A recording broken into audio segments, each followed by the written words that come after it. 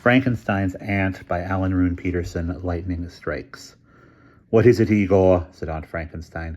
It sounds as if the thunder's coming closer. I wonder whether we should get the laboratory ready to give Monster a bit of a recharge. Perhaps it's worth a try. Where is he? He's out there under the oak. In this weather, that won't do him any good. We must tell him to come in. Aunt Frankenstein rushed out into the corridor, followed by Igor. They both hurried to an unusual room at the other end of the castle, opened the rotting window, and looked out. They both hurried to an unused room at the other end of the castle, opened the rotting window, and looked out. Monster was sitting there as before, down under the old oak tree. They could just see him there in the dark, his long legs stretched out. It was pouring rain, and a few dry leaves left at the top of the tree rustled sadly. "Frankie!" called Aunt Frankenstein. "Frankie, dear! Get up and come in. You should never sit under a tree in a thunderstorm." She was just going to tell him the risk of being struck by lightning, but she never got that far. The very next second, the rain-soaked darkness was split asunder by a violent flash of lightning, like a thick tree trunk of greenish-white light. A direct contact between heaven and earth, and the clap of thunder was tremendous. Deafened and blinded, Aunt Frankenstein and Igor were thrown back from the window by the pressure waves, and they again got up on trembling legs. They were both convinced Monster was by now beyond all possibility of help. A cautious glance out the window confirmed their worst fears. The oak tree had split from top to bottom, the white surfaces glowing in the dark in the shape of a great gaping V. There was a smell of electricity and warm wood. With great effort, they managed to switch their gaze to the ground. Monster was standing down there, upright and sturdily astride, his 7-league boots heavily anchored in the gravel, his shoulders revealing the great weight and strength of an ox. He was just whipping off the silly straw hat and looking contemptuously at it.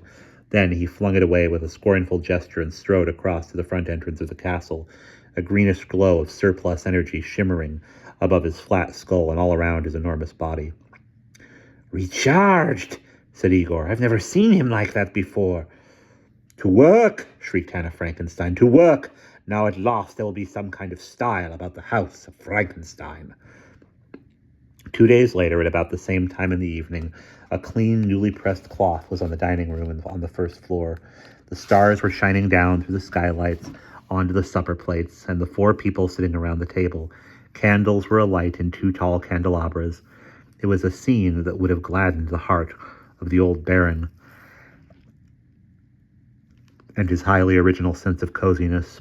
There was a smell of paint and wax polish in the room that was perhaps rather too strong for a sensitive nose, and in the background one could hear a busy hammering, the whole castle ringing with powerful blows.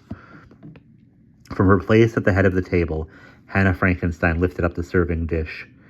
"Count Dracula, a little more black pudding?" The Count looked hollow-eyed up from his plate. "Thank you, madam, but no more for me, thank you." "Are you sure? You should eat more, you know. I think you're looking unusually pale this evening." "Madam," said Dracula, "I have not had a wink of sleep owing to all that hammering." Franz looked up from his plate. He was also looking paler than usual. "It's good that he's so industrious, but he hammers away all day and all night," he said, pushing up his glasses, which immediately slid down again. Yes, that flash of lightning must have known what it was striking, said Talbot. He was looking considerably better than usual. His puffy face had more color, and the tortured lines on his forehead were gone.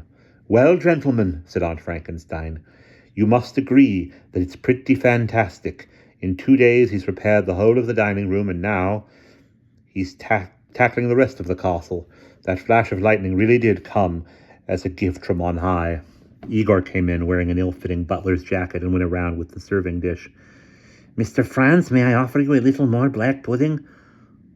No more. Thank you very much all the same," said Franz. Mr. Talbot," said Igor, "won't you try just a little at any rate?" "No, thank you," said Talbot very firmly. "No more from me, thank you." He had eaten nothing but a little green salad. "So you really think you're cured now?" said Aunt Frankenstein. I hardly dare to believe it myself, said Talbot, but last night there was no transformation. That was the second attempt we made by the telescope. I suddenly felt nothing but a burning scientific interest in the moon and quite forgot about werewolf phobias, thanks to Franz here. They all looked at Franz, who blushed like a schoolboy. Oh, it was nothing, he said, looking down at his plate. You see, Talbot, said Hannah Frankenstein, I said it was all some kind of imagination. You'll see, Count Dracula, there'll be a cure for you, too. Oh, madam, said Dracula, my case is quite hopeless. I don't believe that for one moment, said Aunt Frankenstein. I think every person who has no place in society feels like a wandering ghost, just like you. I think you ought to go back to Transylvania and look for an honest job, if you can find one. An expression of melancholy flitted across Dracula's pale face, and he gazed hollow-eyed down at his plate, on which lay half a slice of black pudding. In spite of everything, he said, the question is whether I would prefer to remain a vampire to adjusting to a life of these black slices.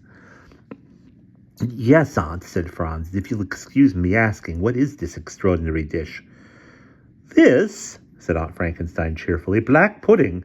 It's an old-fashioned dish made of blood I've had them make up for me at the butcher's down in the village. It was supposed to be a surprise for Count Dracula. A very kind thought, madam, said Dracula. Igor, he went on in his sepulchral tones, would you mind getting me some black currant jelly? Hannah Frankenstein began to see the future with slightly rosier outlook. The flash of lightning had thrown a ray of hope on what had been worrying her most recently, her hasty promise to the villagers of a poetry evening with recitals by Monster. After supper, she went in search of the hammering giant, who, by the light of 2 flaring torches, was repairing the great banqueting hall at full speed.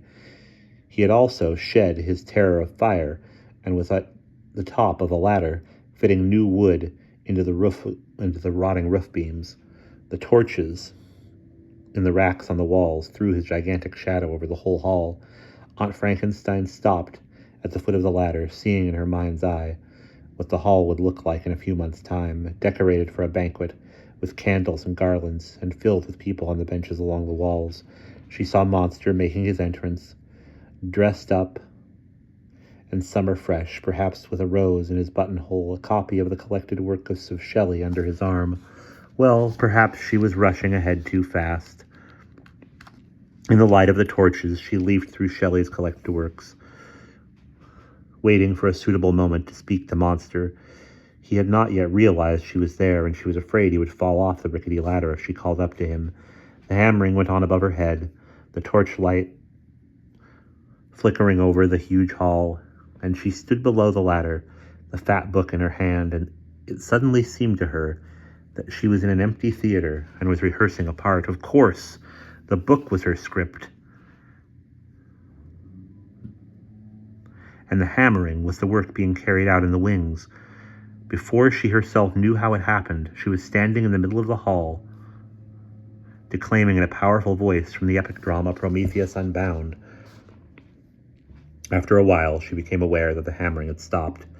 She fell silent herself and turned around to find Monster standing behind her with a hammer in his hand, listening devoutly, his eyes shining behind half-closed lids, his hair hanging sweatily over his forehead like wet grass over a precipice, a smile playing over his lips, the cathode and anode glinting in the torchlight.